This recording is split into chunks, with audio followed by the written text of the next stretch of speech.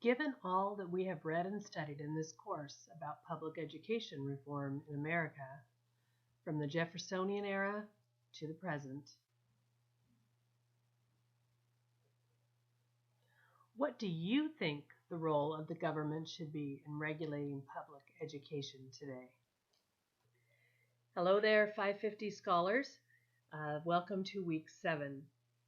This is kind of a wrap-up week, and you've all been working so hard in this, and I know the course that you're taking alongside of this, you will be happy to have a little bit of wrap-up time. Your discussion board this week is a culmination of everything we've studied so far. In completing this discussion board, think about everything that we've been talking about and reading. Think about Jefferson, the beginnings of our nation, the ideals of democracy.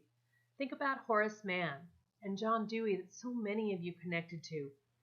Think about the national reforms that occurred under Sputnik and A Nation at Risk, which eventually led to No Child Left Behind, the California Standards Movement in California, and now, of course, the Common Core state standards that you're all so involved in implementing.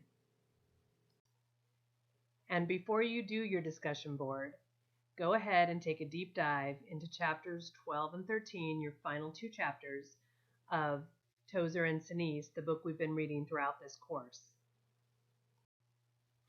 In chapters 12 and 13, you'll read about diversity and equity, bringing the discussion current to today, defining and meeting that challenge.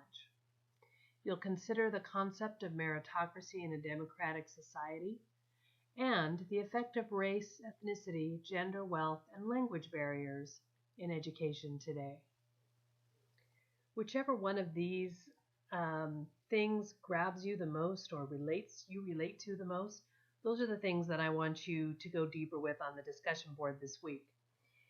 You can quote from the textbook in any of the chapters. You can quote from any of the sources you've been using and finding.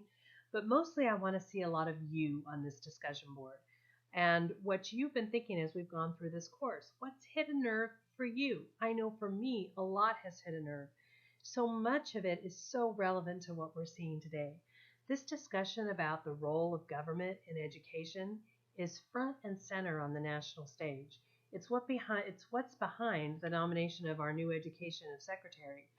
So I want you to really give me your opinion. Don't be afraid. You know, as I told you before, be bold and be courageous. And please don't mind if I jump in on the discussion boards this week, but I'm dying to hear what you're thinking. Now, along with this discussion board, you're also, of course, going to complete assignment number 7. Assignment number 7 is your Common Core State Standards Miniature Lit Review. Remember, this is a minimum of 5 pages and 5 scholarly sources with no personal opinion included. Remember to include sections for the overview and history, the benefits and deficits, and the impact of CCSS on diverse classrooms.